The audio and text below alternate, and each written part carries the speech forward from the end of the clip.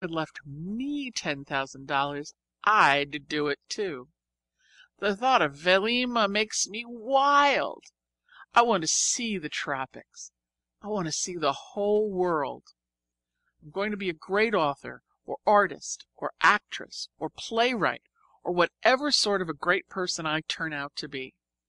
I have a terrible wanderthirst. The very sight of a map makes me want to put on my hat and take an umbrella and start. I shall see before I die the palms and temples of the South. Thursday evening at twilight, sitting on the doorstep. Very hard to get any news into this letter. Judy is becoming so philosophical of late that she wishes to discourse largely of the world in general, instead of descending to the trivial details of daily life. But if you must have news, here it is.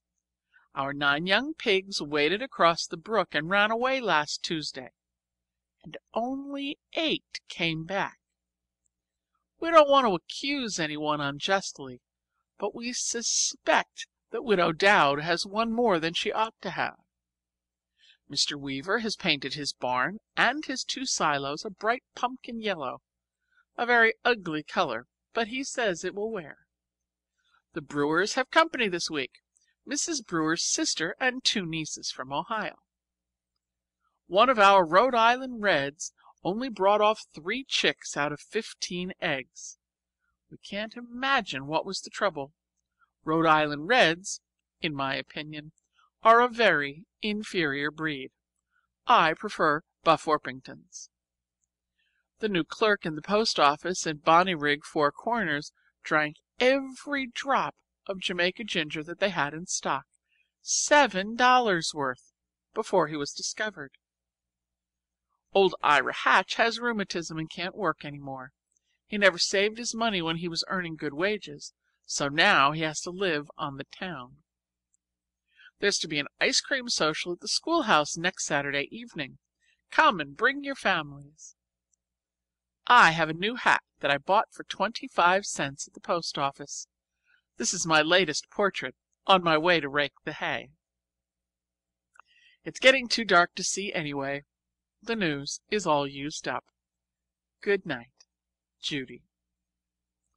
Friday. Good morning. Here is some news. What do you think? You'd never, never, never guess who's coming to Lock Willow. A letter to Mrs. Semple from Mr. Pendleton. He's motoring through the Berkshires and is tired and wants to rest on a nice quiet farm.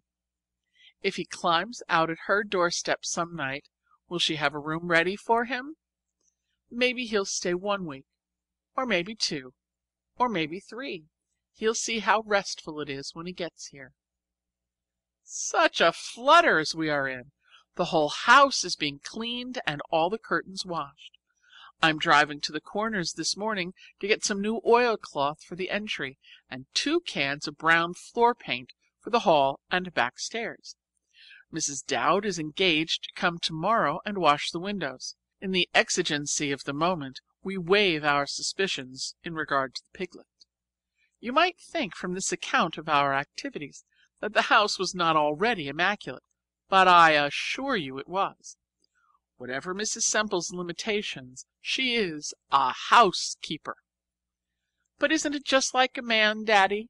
He doesn't give the remotest hint as to whether he will land on the doorstep today or 2 weeks from today. We shall live in a perpetual breathlessness until he comes, and if he doesn't hurry, the cleaning may all have to be done over again. There's Amasai waiting below with the buckboard and Grover. I drive alone, but if you could see old Grove, you wouldn't be worried as to my safety. With my hand on my heart, farewell, Judy. P.S. Isn't that a nice ending? I got it out of Stevenson's letters. Saturday. Good morning again. I didn't get this enveloped yesterday before the postman came, so I'll add some more. We have 1 mail a day at 12 o'clock. Rural delivery is a blessing to the farmers.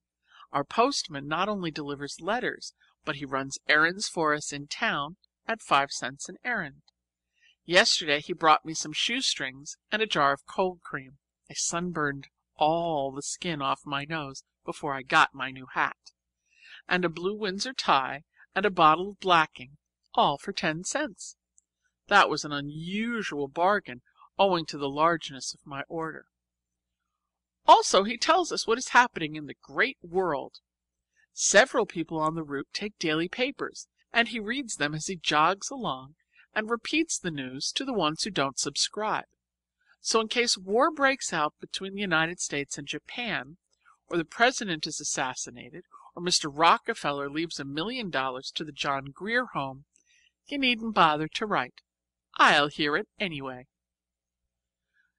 No sign yet of Master Jervie, but you should see how clean our house is, and with what anxiety we wipe our feet before we step in. I hope he'll come soon. I am longing for someone to talk to. Mrs. Semple, to tell you the truth, gets rather monotonous. She never lets ideas interrupt the easy flow of her conversation. It's a funny thing about the people here. Their world is just this single hilltop. They are not a bit universal, if you know what I mean. It's exactly the same as at the John Grier Home. Our ideas there were bounded by the 4 sides of the iron fence. Only I didn't mind it so much because I was younger and was so awfully busy.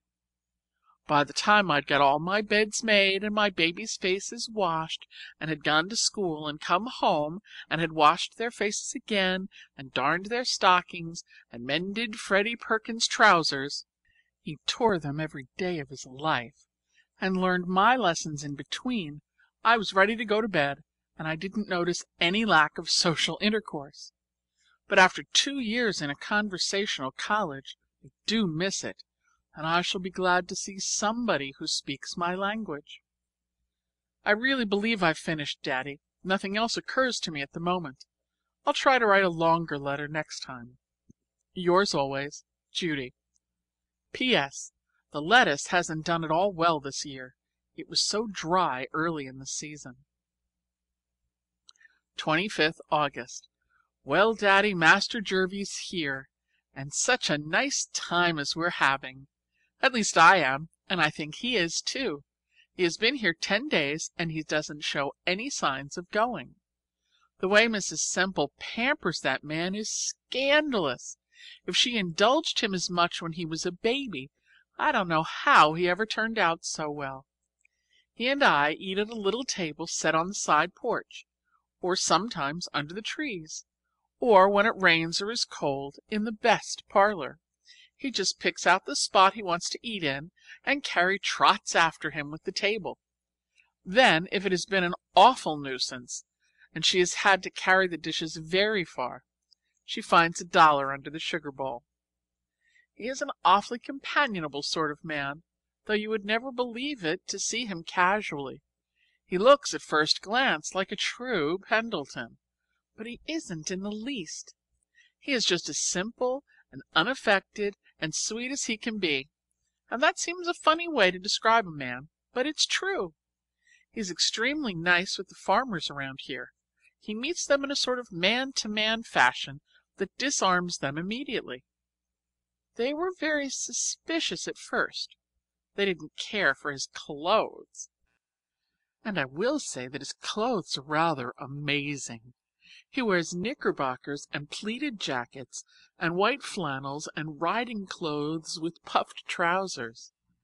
Whenever he comes down in anything new, Mrs. Semple, beaming with pride, walks around and views him from every angle, and urges him to be careful where he sits down.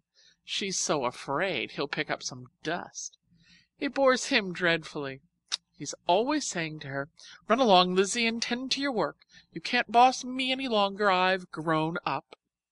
It's awfully funny to think of that great, big, long-legged man. He's nearly as long-legged as you, Daddy, ever sitting in Mrs. Semple's lap and having his face washed. Particularly funny when you see her lap. She has 2 laps now, and 3 chins. But he says that once she was thin and wiry and spry and could run faster than he. Such a lot of adventures we're having. We've explored the